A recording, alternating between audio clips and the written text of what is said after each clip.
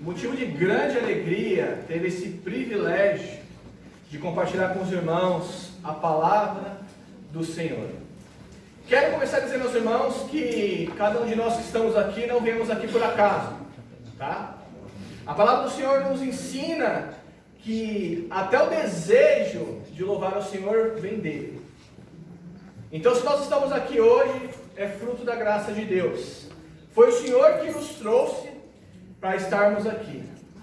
A palavra de Deus declara também que a palavra de Deus é viva e eficaz. É ela que transforma nossas vidas. Então, se você é uma pessoa que vem todo domingo à igreja, está desanimado, fraco na fé, entra de um jeito, sai do mesmo jeito muitas vezes, a solução não é parar de vir à igreja, não é parar de congregar com os irmãos. Pelo contrário, a solução é continuar vindo, continuar ouvindo a palavra. Por quê? Porque a graça de Deus em um momento pode alcançar o seu coração. E você pode ser renovado e transformado para sempre. Não é no nosso tempo, é no tempo de Deus que isso acontece. Abram os vossos corações, o vosso entendimento nesses minutos que nós estaremos aqui. Porque essa palavra que é poderosa pode transformar completamente a minha vida e a vida dos irmãos. Amém? Amém. E o texto que nós iremos refletir nessa noite encontra-se no Evangelho de João, capítulo 10. Texto conhecido, mas profundo. Eu irei ler do versículo 1 até o versículo 18. E depois o versículo 27, 28 e 29. Eu sei que muitos irmãos conhecem, mas para aqueles que não conhecem, irei ler para nós se situarmos no texto. Todos acharam? Amém? Na verdade vos digo que aquele que não entra pela porta do curral das ovelhas, mas sobe por outra parte, é ladrão e salteador. Aquele, porém, que entra pela porta é o pastor das ovelhas. A este o porteiro abre, e as ovelhas ouvem sua voz, e chama pelo nome as suas ovelhas, e as traz para fora. E quando tira para fora as suas ovelhas, vai adiante delas, e as ovelhas o seguem, porque conhecem a sua voz. Mas de modo nenhum seguirão o estranho, antes fugirão dele, porque não conhecem a voz dos estranhos. Jesus disse-lhes esta parábola, mas eles não entenderam o que era que lhes dizia, como muitas vezes. Versículo 7. Tornou, pois, Jesus a dizer-lhe: em verdade vos digo, eu sou a porta das ovelhas. Todos quantos vieram antes de mim são ladrões e salteadores, mas as ovelhas não o viram. Eu sou a porta. Se alguém entrar por mim, salvar-se-á, entrará e sairá e achará pastagens. O ladrão não vem senão para roubar, matar e destruir. Eu vim para que tenham vida e a tenham em abundância. Eu sou o bom pastor. O bom pastor dá vida pelas ovelhas. Mas o mercenário, que não é pastor, de quem não são as ovelhas, ele vê o lobo vir e deixa as ovelhas e foge. E o lobo as arrebata e dispersa as ovelhas. Ora, o mercenário foge porque é mercenário e não tem cuidado das ovelhas. Eu sou o bom pastor. Conheço as minhas ovelhas e das minhas sou conhecido. Assim como o Pai me conhece, eu também conheço o Pai e dou a vida pelas minhas ovelhas. Ainda tenho outras ovelhas que não são desse aprisco. Também me convém agregar a estas. Elas ouvirão minha voz e haverá um rebanho e um pastor. Por isso o Pai me ama, porque dou minha vida para tornar a tomá-la. Ninguém tira minha vida de mim. Eu de mim mesmo a dou. Tenho poder para dar e poder para tornar a tomá-la. Este mandamento recebi do meu Pai. Versículo 27. Vamos para o versículo 27 agora. As minhas ovelhas ouvem minha voz, Eu as conheço e elas me seguem. Dou-lhes a vida eterna e nunca hão de perecer. E ninguém vai arrebatá-las da minha mão. Meu Pai, que é maior do que eu, do que todos, meu Pai é maior do que todos, e ninguém pode arrebatá-las da mão do meu Pai. Eu e o Pai somos um. Oremos, irmãos. Glorioso Pai, muito obrigado, Senhor Deus, pela Tua presença no nosso meio. Louvado, engrandecido, exaltado seja o Seu santíssimo nome pelos séculos dos séculos, Pai. Agora, Senhor Deus, Pai, eu coloco a Tua igreja, que é Tua, nas Suas mãos, Senhor. Tu conheces o coração de cada um dos irmãos, Pai. Continue trabalhando com poder e autoridade. A Tua palavra, Senhor Deus, nesse momento será pregada por um servo pequeno, indigno que nem eu, Senhor. É necessário que eu diminua para que Tu cresça, Senhor, para que a Sua excelência se mostre no vaso que é apenas de barro, para que assim a Tua igreja seja edificada e vidas sejam transformadas esta noite, e possamos juntos glorificar o Teu santíssimo nome. Amém? Amém. Meus irmãos, esse texto de João 10, ele é continuação do texto de João 9. Os irmãos perceberam que eu gosto do Evangelho de João, né? Já disse que é meu evangelho, meu livro favorito da Bíblia. Terceira vez que eu prego aqui, né? A segunda vez que eu trago o texto no Evangelho de João. Mas esse texto de João 10, ele é continuação do texto de João 9. Em casa, os irmãos leiam com mais calma. Mas ele resumiu o que aconteceu em João 9. João 9... os discípulos estão com Jesus, e os discípulos chegam, vê o cego, esse sendo cego de nascença, e dizem: Senhor, quem pegou para que esse fosse cego? Ele ou seus pais?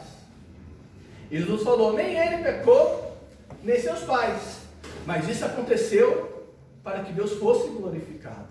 Então Jesus aqui já desmistificando, né, o pensamento que eles tinham na época, né, que se alguém passava por dificuldades, era maldição, né? Ou o pecado da pessoa, ou o pecado dos seus pais, maldição hereditária. E Jesus quebra esse paradigma. Ele diz: não, nem ele pecou, e nem os pais dele. Ele nasceu assim, para que Deus fosse glorificado. Então Jesus vai, de uma forma incomum, né? Pega a terra, coloca a saliva na terra, unta aquela terra, e passa nos olhos do cego de nascença. E fala para ele: vai no tanque de Siloé, se lava. E ele foi, se lavou e enxergou novamente. E a Bíblia diz que muitos do povo perguntaram: ora, não era ele cego? E agora vê? Como pode isso? E perguntaram ao cego: você era cego, agora você vê? Quem te fez isso? Aí ele disse: um homem chamado Jesus fez isso. E eles disseram: onde ele está? E ele respondeu: não sei. Ou seja, Jesus o curou, né? E continuou o seu caminho.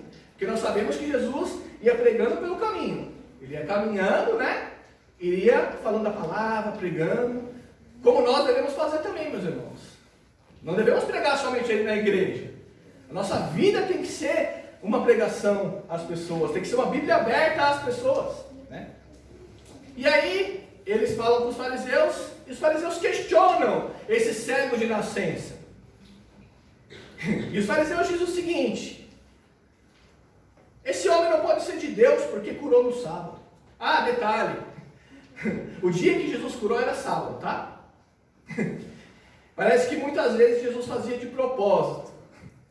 Tudo que Deus faz, meus irmãos, e nós sabemos que Jesus é o verbo de Deus, é Deus, tem um propósito. Nada é por acaso. Por isso que eu disse no princípio, ninguém está aqui por acaso. Deus já trabalhou no meu coração e vai trabalhar no coração dos irmãos. Então Jesus curou no sábado. E aí os fariseus disseram: esse homem não pode ser de Deus, porque ele curou no sábado. Como pode um homem tão pecador como esse ter curado no sábado? Ter curado um homem? E aí o cego dá testemunho de Jesus. Mesmo esse cego, presta atenção, conhecendo Jesus apenas de ouvir falar. Jesus o curou, mas ele ainda não conhecia Jesus ali. Não conhecia quem era Jesus.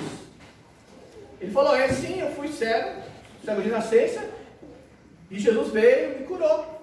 E eles não acreditaram no que esse cego disse. Tanto que chamaram seus pais para comprovar se aquele homem era cego de nascença. E os pais deram testemunho, sabemos que ele é cego de nascença, mas como ele vê agora, não sabemos. E eles até disseram, pergunta para ele tem idade, ele pode responder por ele mesmo. E eles disseram isso porque os fariseus já tinham ordenado que quem confessasse que Jesus era o Cristo seria expulso da sinagoga. E aí eles chegam novamente, perguntam para esse cego de nascença, sabemos que esse é um homem pecador, o que ele te fez? Aí o cego fala, para que vocês querem saber de novo? Eu já falei, vocês não acreditaram. Se ele é pecador ou não, não sei. Eu só sei que eu era cego e agora eu vejo. Né? Se esse homem não fosse de Deus, ele não poderia fazer nada disso. Vocês querem segui-lo também? Aí, esses fariseus expulsaram esse cego da sinagoga. Quando o cego é expulso, ele encontra Jesus na saída do templo. E quando encontra Jesus na saída do templo, Jesus fala, tu crês no Filho do Homem? E ele fala, Senhor, quem é ele para que eu creia? Olha como esse cego não conhecia Jesus, quem ele era, e mesmo assim testemunhou dele. Aí Jesus falou, eu sou. E aí ele creu no Senhor Jesus. E Jesus falou, eu vim para que aqueles que pensam em enxergar, para curar a vista aos cegos, livrar as pessoas da cegueira espiritual, meus irmãos. Então, tudo isso eu disse, resumidamente, para dizer que o texto de João 10 é uma continuação direta do texto de João 9. Os irmãos vão entender por que eu citei o texto de João 9 assim, resumidamente. Vamos ao texto, meus irmãos. Jesus disse, na verdade vos digo, que aquele que não entra pela porta do curral das ovelhas, mas sobe por outra parte, é ladrão e salteador. Meus irmãos, naquela época o pastor levava as ovelhas para os pastos verdejantes, para as águas tranquilas, né? Porque nós sabemos que a ovelha, diferente dos bois, ela não escolhe uma água limpa para beber. Se ela é levada para uma água venenosa, ela vai beber aquela água e vai morrer. Então o pastor tinha essa incumbência do quê? De cuidar das ovelhas, de amar as ovelhas, de estar junto com as ovelhas. O pastor, ele tem cheiro de ovelhas. Nós vamos ver no texto que o pastor conhece as ovelhas pelo nome. Não é alguém distante das ovelhas. Não é alguém que simplesmente tem o título de pastor. É alguém que está junto com as ovelhas. E naquela época havia 2 apriscos. Interessante. Havia o aprisco do inverno, ele era maior, né? Tinha uma porta onde o pastor trancava essa porta. E tinha o aprisco do verão. Esse aprisco do verão, ele era feito de pedras, ele era menor. E quem era a porta? Era o pastor. Então vocês estão entendendo o paralelo que Jesus faz? E ele fala aqui, quem não entra pela porta do curral das ovelhas, mas sobe por outra parte, é ladrão e salteador. Ou seja, os ladrões naquela época, né, que queriam roubar as ovelhas por vários motivos. Ladrão é ladrão, né? Ele quer roubar. Eles subiam, escalavam para tentar roubar as ovelhas. Então Jesus deixa claro aqui que o pastor, o verdadeiro pastor, entra pela porta. Ele não sobe o muro, ele não pula o muro. Ele não é mentiroso, ele não engana as ovelhas. Versículo 2. Aquele, porém, que entra pela porta é o pastor das ovelhas. Ou seja, quem entra pela porta é o pastor, e quem não entra pela porta é quem? Ladrão e salteador. Bem, os irmãos estão atentos. Terceiro, versículo 3. A este o porteiro abre. Ele que cuidar aqui, Jesus está falando do aprisco do inverno. Tá? Que ali eles fechavam a porta, né? Um aprisco maior, né? E as ovelhas ouvem a sua voz. Os irmãos já viram ovelha? Quantos irmãos conhecem ovelha? Muitos irmãos aqui conhecem, né? Mas no nosso contexto poucos conhecem. E é interessante que quando as ovelhas sentem o cheiro do pastor, elas já começam, né? A se agitarem, né? Tudo mais. E quando o pastor fala, elas conhecem a voz do pastor. aqui Jesus, ele fala o seguinte, que o pastor é aquele que entra pela porta, mas o pastor é aquele que chama as ovelhas para fora. Mas não chama de qualquer forma, a chama pelo nome. Meus irmãos, em primeiro lugar, você é importante para Deus. Em Apocalipse, Jesus revela a João que nós teremos um novo nome, o qual ninguém conhece. Jesus nos conhece pelo nome. Jesus sabe como tem sido sua vida. Jesus sabe como tem sido a sua semana. Jesus conhece o seu coração, porque a palavra, antes de chegar à boca, Deus já sabe toda. Ele conhece tudo, não há nada oculto aos olhos dele. Ele nos conhece pelo nome. Ele sabe muito bem da nossa natureza pecaminosa. Sabe sim. Mas ele também sabe o quanto ele nos ama. Porque aonde abundou o pecado, superabundou a graça. Quero dizer para os irmãos que a igreja não é lugar de santo. Não é lugar de pessoas que não erram. Pelo contrário, a igreja é lugar de pessoas que precisam de arrependimento. A igreja é lugar de pessoas que buscam melhorar. Então por isso, meus irmãos, não somos melhores do que ninguém. Apenas estamos felizes aqui, porque um dia a graça de Deus nos alcançou. Maravilhosa graça. Favor imerecido.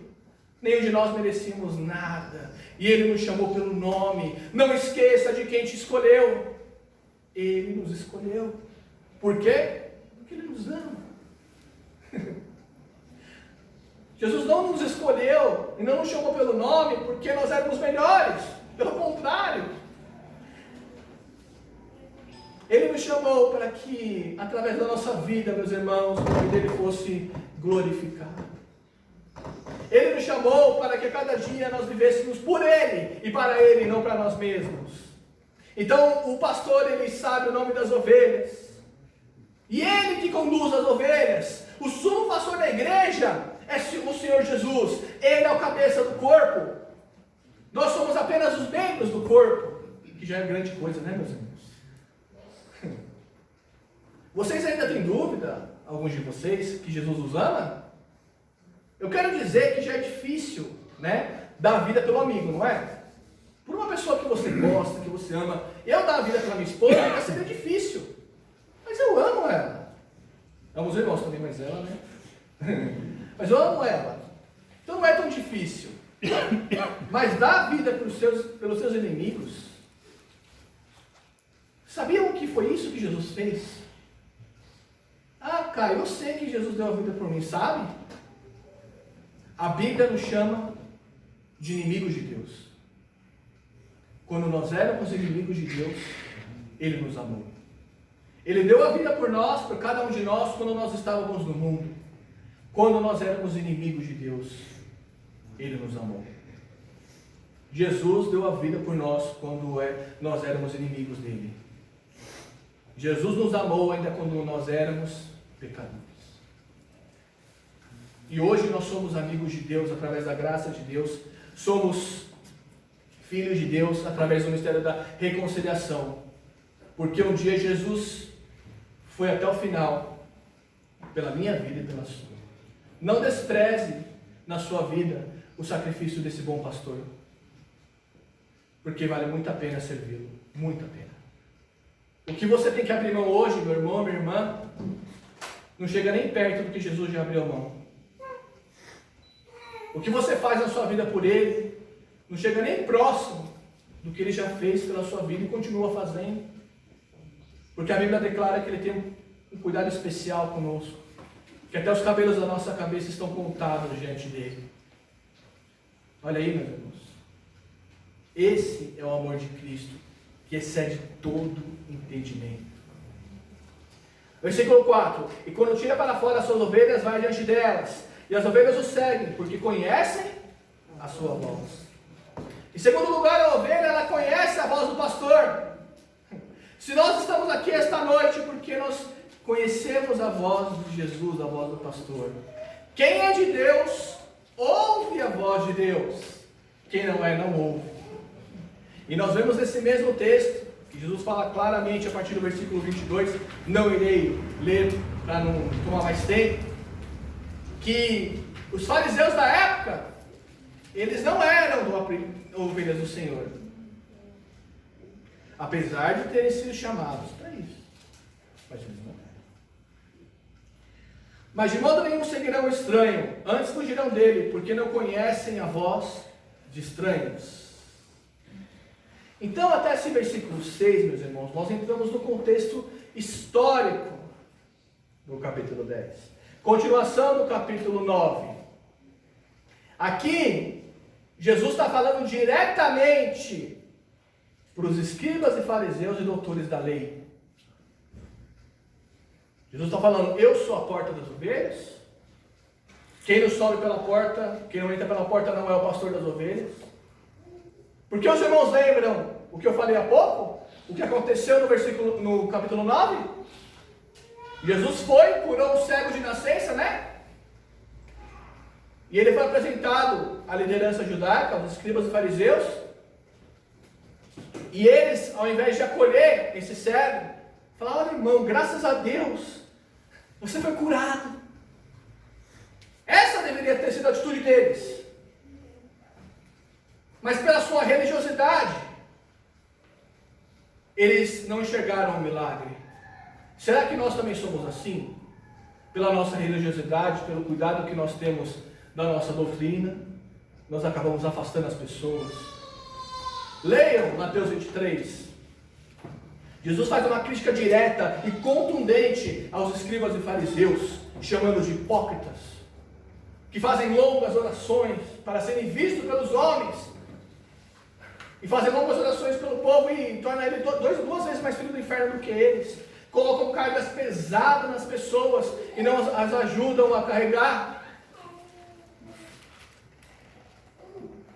A parábola diz disso, meus irmãos, de pessoas que na época e hoje em dia usam a religião para isso, para tirar a lã das ovelhas, para tirar a saúde das ovelhas, para pôr cargas pesadas nas ovelhas. Não é isso que nós vivemos?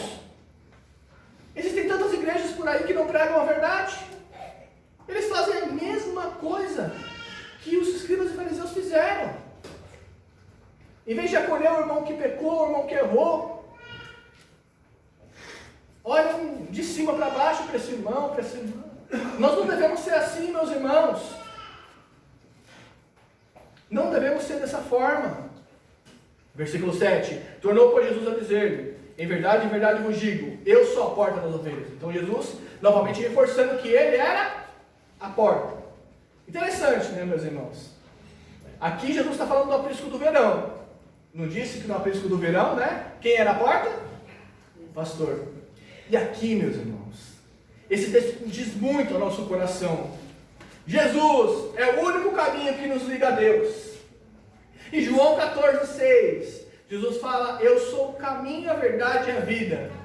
Completa, meus irmãos. Ninguém vem ao Pai senão por mim. Ninguém vem ao Pai senão pela Igreja Batista, pela Assembleia, não sei. Ninguém vem ao Pai se não for por mim. Ele é a porta. Deus é amor. Deus é bondade. Deus é justiça. Ele não tem essas coisas nele. Ele é. Ele é. Eu sou o que sou, disse Jesus. Né? Lá em Gênesis, lá na sarça ardente. Meus irmãos, Ele é a porta. Ele é o caminho. O único caminho que nos religa a Deus. Pelo ministério da reconciliação. E aí, imaginem, meus irmãos, aqueles escribas e fariseus ali, né? Oponentes, se achavam melhores do que os outros ouvindo isso. Um carpinteiro de Nazaré falando, eu sou a porta do aprisco. Todos quantos vieram antes de mim, a quem Jesus está se referindo? Aos escribas, fariseus, maus pastores. Presta atenção nisso. Todos quantos vieram antes de mim são ladrões e salteadores, mas as ovelhas não ouviram. É claro que aqui Jesus não está falando de João Batista. Jesus não está falando dos profetas. Claro que não. Eles vieram, pregaram a mensagem, né? Apontaram para Cristo, porque todo o Antigo Testamento também aponta para Cristo, o último profeta que foi João Batista, né? E ele está falando de quem? Dos líderes religiosos, dos maus pastores, aqueles que tiram a lã das ovelhas, aqueles que apacentam a si mesmos, aqueles que não têm cuidado das ovelhas. E não é isso que eles estavam fazendo? Vamos pegar o exemplo do cego de nascença. Que cuidado eles tiveram do cego de nascença? Questionaram, né? Falando que esse homem era pecador, que ele não cumpriu a lei do sábado, não ofereceram nenhuma ajuda, expulsaram aquele cego da sinagoga, excluíram ele. Que cuidado eles tiveram do cego de nascença? Que cuidado eles tiveram com a mulher adúltera que apresentaram para Jesus? Nenhum cuidado. A lei praticada sem a graça, ela condena. Eles não entenderam, não entendiam a graça, não entendiam o que a lei prescrevia deles ajudarem os órfãos e as viúvas nas suas dificuldades. Eles davam dízimo, né? Jejuavam, sabiam toda a lei, de cor e salteado, tinha a lei escrita nas suas testas, mas não tinha a lei escrita nos seus corações. A palavra de Deus, meus irmãos, tem que estar nos nossos corações, e não somente nas nossas bocas ou no nosso meio, para que nós não venhamos cair nesse erro. Então Jesus chama eles de ladrões e salteadores. Novamente Jesus falando, e quando Jesus repete uma ideia, ela é importante. Versículo 9, eu sou a porta. Se alguém entrar por mim, salvar-se-á. Entrará e sairá e achará pastagens. Versículo 10, o ladrão não vem senão a roubar, matar e destruir. Eu vim para que tenham vida e a tenham abundância.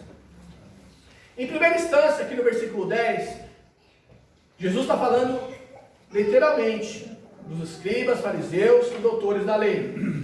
Eles eram os ladrões. Mas esse texto também se refere ao líder desses ladrões. Que Jesus falou, vocês têm de culpar ao diabo.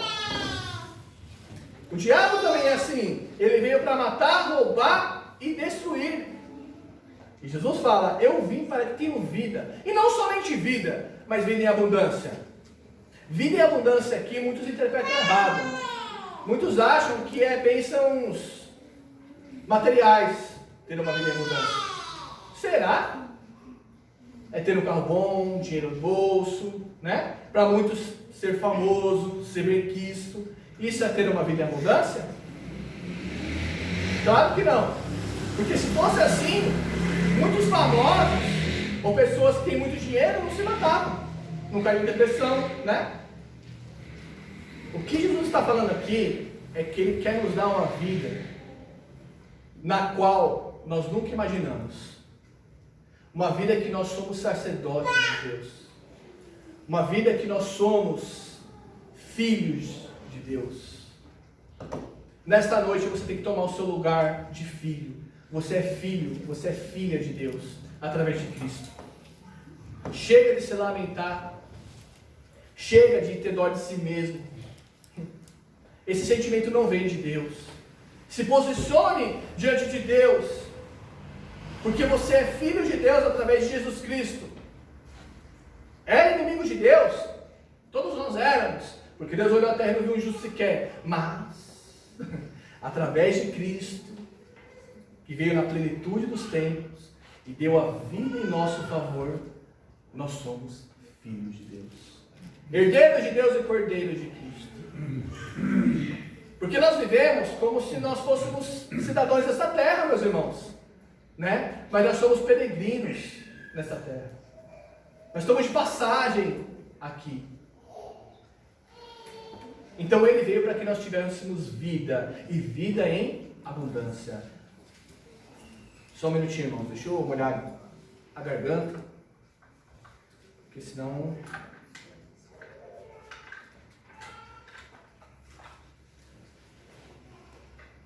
Deveria ter aberto antes, mas vamos lá. Versículo 11, meus irmãos, caminhando. Jesus fala, eu sou o bom pastor, e o bom pastor dá vida pelas ovelhas. O que diferencia o bom pastor do mau pastor? Bom, o bom pastor está no meio das ovelhas, O bom pastor cuida das ovelhas. Davi, ele era um bom pastor. Ele ia lá, enfrentava o urso, enfrentava, os animais, defendia as ovelhas, não queria só a lã delas, mas estava disposto a dar a vida por elas. Jesus fala: eu sou o bom pastor. Ele é o bom pastor que, quando nós estávamos fora do aprisco, ele deixou as 99, como diz em Lucas 15, e foi ao nosso encontro. Vocês já imaginaram que, se por um segundo Deus nos abandonasse, nós estaríamos perdidos por toda a eternidade? Já imaginaram isso? Ele deixou as 99 justas e foi atrás de nós que éramos injustos. Ele é o bom pastor. Ele deu a vida por nós porque Deus ordenou? Não. Jesus deu a vida por nós, mesmo sendo Deus, porque Ele quis. Ele quis dar a vida por nós. Eu gosto muito daquela passagem onde Judas traz Jesus com um beijo, E Pedro, afoito, como sempre, pega na espada e dá na orelha do soldado. E Jesus fala: Pedro, guarda a tua espada na bainha. Você não acha que eu poderia rogar a meu Pai? E 12 legiões de anjos iriam vir me socorrer? Mas como iriam se cumprir as Escrituras? Ele deu a vida porque Ele quis, meus irmãos. Por cada um de nós, Ele é o bom pastor. Mas o mercenário, que não é pastor, de quem não são as ovelhas, vê vir o lobo e deixa as ovelhas e foge. E o lobo as arrebata e dispersa as ovelhas. Meus irmãos, o mercenário quem é? O mercenário é aquela pessoa que só trabalha pelo dinheiro. O mercenário é aquela pessoa que só trabalha pelo lucro. Ou seja, o mercenário é aquele, entre aspas, falso pastor, falso líder, que a ovelha é boa para ele enquanto está dando lucro. Então, enquanto a ovelha está dando lucro, vamos transliterar para o nosso tempo, enquanto está dando dízimo, enquanto está contribuindo, enquanto está ali engordando, é uma pessoa benquista, é uma ovelha que faz parte do rebanho de Deus. Mas quando não dá mais lucro, ela é deixada de lado. Eu já conheci igrejas que as pessoas trabalhavam só porque eram dizimistas. E aquelas que não eram, não trabalhavam. Não tinham cargos importantes. Eu já conheci igrejas. E não deve ser dessa forma. Não devemos medir os dons e talentos de uma pessoa pelo quanto que ela pode contribuir. Pelo contrário. Deus, Ele deu dons a cada um de nós para a glória dEle. Então, nossa função é qual? E a função de todos nós, não só do pastor, é cuidar das ovelhas, é estar junto com as ovelhas, é amparar o seu irmão nas suas dificuldades. E hoje em dia existem muitos mercenários, que nem existia na época. E Jesus fala claramente: as ovelhas não são dos mercenários, as ovelhas são do pastor. Ora, o mercenário foge porque é mercenário, trabalha somente pelo lucro, pelo dinheiro, e não tem cuidado das ovelhas. Em contraste do mercenário, Jesus fala: eu sou bom pastor e conheço as minhas ovelhas, e das minhas sou conhecido. Jesus nos conhece completamente. Ele conhece cada um de nós. Ele te conhece, meu irmão e minha irmã. Ele me conhece. Jesus sabe muito bem quem o serve. Então, meus irmãos, nós não devemos dar bola, para aquelas pessoas que olham a nossa vida e nos julgam. Porque Jesus conhece o nosso coração, conhece a nossa vida. Estou falando isso no sentido da pessoa nos julgar sem nos conhecer, sem conhecer a nossa vida. Não falo isso no sentido da pessoa nos julgar, nós estamos errados. Porque muitas vezes nós estamos errados e Deus usa as pessoas, para nos corrigir também. Tá bom, meus irmãos? Então Jesus nos conhece,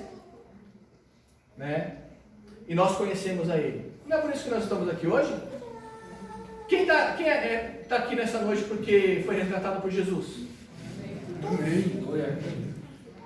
Nós conhecemos Ele, porque Ele também nos conhece. Versículo 16, caminhando no final. Ainda tem outras ovelhas que não são desse aprisco. Meus irmãos,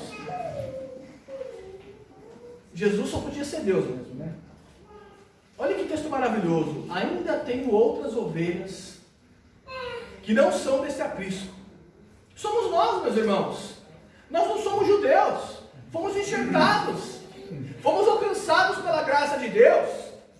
A veracidade das Escrituras se comprovam na nossa vida. Nós estamos aqui depois de mais de 2000 anos, louvando esse Deus, bendizendo esse Deus, pregando sobre esta palavra. Se fosse uma mentira, não duraria tanto tempo assim. Uma mentira não dura tanto tempo assim. E Jesus falou claramente: tem outras ovelhas que não são desse aprisco. A mim convém agregar a esta. Elas ouvirão minha voz. Se cumpriu, nós ouvimos a voz de Deus. E haverá um rebanho e um pastor. Aqui Jesus fala que nós somos o rebanho dele e ele é o sumo pastor. Versículo 17 e 18. Esse texto em particular, meus irmãos, é um texto assim que eu gosto muito, me toca muito. Prestem atenção. Eu já li na introdução, mas prestem atenção. Jesus falando com a autoridade que ele tinha como Deus. Por isso o Pai me ama. Por que o Pai ama? Porque dou minha vida, como já disse, né? Ele deu a vida por cada um de nós, para tornar a tomá-la. Ninguém me tira de mim. Eu de mim mesmo dou. Tenho poder para dar e poder para tomá-la. Este mandamento recebi do meu Pai. Jesus, ele deu a vida por nós porque ele quis. Estou encostando nesse fio, está dando uma pontada. E ele ressuscitou ao terceiro dia. É isso que Jesus está falando. Minha vida ninguém tira de mim. Eu dou porque eu quero, mas eu tenho poder para dar e poder para ressuscitar. Esse mandamento eu recebi do meu Pai. Porque ele vive, posso crer no amanhã. Porque ele vive, temor não há. O apóstolo Paulo fala que o homem, isso é o gênero humano, né, homem e mulher, que vive somente, né, baseado nas coisas desse mundo, é o mais miserável dos homens. Aquele que não crê, né, na ressurreição de Jesus. Nós cremos na ressurreição de Jesus. Antes de ressuscitar Lázaro, Jesus disse para Maria: eu sou a ressurreição e a vida. Aquele que crê em mim, ainda que morra, viverá. E todo aquele que crê em mim nunca morrerá. Vocês creem nisso? Amém. Nós temos a certeza, meus irmãos, no meio de Covid, no meio de gripe, no meio de acidentes variados, que Jesus está às portas. Nós temos a certeza que se nós atravessarmos essa rua e morrermos hoje, nós estaremos com Cristo. E iremos encontrar os nossos irmãos e nossas irmãs que já estão no seio do Pai. Essa certeza Jesus nos dá. Ele falou, Ele prometeu e Ele é fiel para cumprir. Pare de olhar para as circunstâncias. Pare de olhar para as circunstâncias. Olha para as Escrituras. Olha para o poder de Deus. Olha para as promessas que Deus tem feito na minha vida e nas suas vidas. Ele nos prometeu que nós teremos a vida eterna. Não queremos ter, que nós já temos a vida eterna. Todo aquele que crê possui a vida eterna. Ele ressuscitou ao terceiro dia. Foi visto por mais de 500 pessoas que nem crente eram. Pelos discípulos diversas vezes. Lá em João 21 ele se revela novamente a Pedro. E é interessante que até historiadores que não são cristãos hoje em dia já chegam no consenso que existiu um homem ali em Israel, né, chamado Jesus de Nazaré. Existiu, ele existiu. Até aqueles que não são crentes têm que dar o braço a torcer, existiu. São muitas provas, mas é necessário ter fé, meus irmãos. E essa fé é gerada pelo Espírito Santo de Deus. Não é obra nossa, é obra de Cristo nas nossas vidas. Finalizando, meus irmãos, eu quero finalizar. Jesus diz o seguinte: as minhas ovelhas ouvem a minha voz, eu as conheço e elas me seguem. Você tem seguido a Jesus? Talvez você responda em seu coração: sim. Como tem sido sua semana? Como tem sido sua vida? Que tipo de crente você tem sido? Jesus te conhece e Ele disse que as ovelhas o seguem. Jesus disse: aquele que me ama guarda a minha palavra, não é? Meu Pai o amará e eu me manifestarei a Ele. Sabe por quê, meus irmãos, que nós temos muitas pessoas que se dizem cristãs e pouca mudança? É porque muitos não seguem a Jesus. Muitos conhecem Jesus de ouvir falar, mas não de andar com Ele. E talvez você nessa noite, meu irmão, minha irmã, esteja nessa situação. E Jesus te fala: eu não estou te condenando. Vá e não peques mais. Eu quero ter um relacionamento contigo. Eu quero que você me conheça de andar comigo e não somente de ouvir falar. Como você conhece Jesus? De andar com Ele ou somente de ouvir falar? Como tem sido sua vida diante de Deus? A mensagem bíblica é essa: arrependei-vos porque é chegado o reino dos céus. E todos nós, meus irmãos, temos do que nos arrepender. Todos nós deixamos de fazer o bem. Todos nós não amamos com perfeição. E a boa notícia é que Jesus quer transformar a nossa vida e não nos condenar. Ele não veio para destruir. Ele poderia ter destruído a todos, e seria justo. Seria justo porque todos nós pecamos. Na verdade, é isso que a Bíblia declara. Mas Ele não veio para destruir, Ele veio para salvar. Ele veio para salvar cada um de nós. Mas salvar da condenação eterna, mas nos salvar também, meus irmãos, de nós mesmos. O nosso maior inimigo não é o diabo. O nosso maior inimigo não é o irmão, a irmã, o patrão que nos persegue. O nosso maior inimigo somos nós mesmos, com as nossas paixões, o nosso coração que ainda é mau. Meus irmãos, o nosso coração é mau. E nessa noite Jesus quer que você entregue o seu coração, a sua vida diante do teu altar. E talvez você fale: Caio, eu já entreguei. Mas não, meus irmãos, a cada dia é uma entrega. Para que assim nós venhamos a falar: hoje não vivo mais eu, mas Cristo vive em mim. E a vida que eu vivo para a glória de Deus e não para a minha própria glória. Por isso que Jesus veio como bom pastor. Jesus ainda fala a respeito de Jerusalém. Imagine a tristeza no coração do Pai. Jerusalém, Jerusalém, quantas vezes eu quis juntar vocês com uma galinha junto, os pintinhos, e vocês não quiseram. Eu mandei profetas, eu mesmo estou aqui, e vocês não me aceitaram. Meu irmão, minha irmã, não passe dessa vida somente conhecendo Jesus de ouvir falar, porque há o grande risco de você chegar diante dele e ele falar: apartai-vos de mim todos vós que praticais a iniquidade. Vocês nunca tiveram intimidade comigo. Como está a sua intimidade com Deus? Como está a sua vida com Deus? A Bíblia nos declara que Deus também fala através de Jesus, através da sua palavra. E Ele está falando hoje à igreja. Que sejamos homens e mulheres segundo o coração de Deus. Que o arrependimento nas nossas vidas, meus irmãos, seja fruto do Espírito, fruto da obra de Deus na nossa vida. E que não seja fraqueza, porque para o mundo arrepender-se é fraqueza. Mas diante de Deus, aquele que se arrepende é forte. Aquele que se quebranta diante do Senhor é forte. Porque o Senhor não aceita orações feitas, que nem os escribas fariseus oravam muito.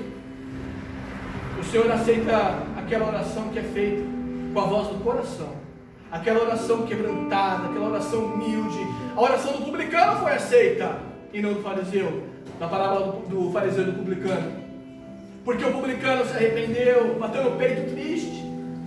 E o fariseu, ele citou quantas obras ele fazia para Deus. Para finalizar, meus irmãos, Deus não quer somente o seu dom. Ele quer você. Ele quer a sua vida. Ele quer ser seu amigo. Ele quer que você, diante dele, lance toda a sua ansiedade, porque ele tem tido cuidado de nós. Ele quer ser o bom pastor na sua vida. Que por mais que o caminho seja difícil, por mais que haja pedras no caminho, Ele é maior do que todas as dificuldades e circunstâncias. Porque não há tempestade que dure para sempre. E Ele é a abundância. O nosso bom pastor deu a vida eterna para cada um de nós. Que texto maravilhoso, meus irmãos. Falta tempo para dizer quantas verdades tem nesse texto. Talvez uma outra vez eu traga mais. Deus os abençoe. Essa foi a palavra que Deus colocou no meu coração. E meu desejo é que o Espírito Santo complete no coração de cada um dos irmãos que eu, para minha limitação, não pude completar. Eu vou pedir para que o pastor Adilson está aí? Tá? Ali atrás? Só pode vir orar, por gentileza?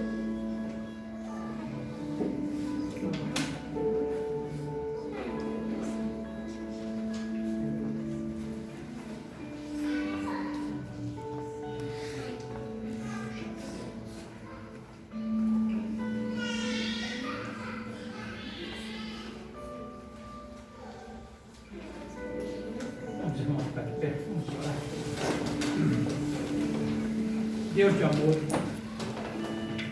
em primeiro lugar nós te agradecemos pela vida do Caio, essa vida que tem sido, Senhor, vivida para te obedecer, essa vida que tem sido entregue, Senhor, ao conhecimento da tua palavra, e nós te suplicamos que continue o abençoando a sua família, abençoando os seus propósitos, que seja realizado.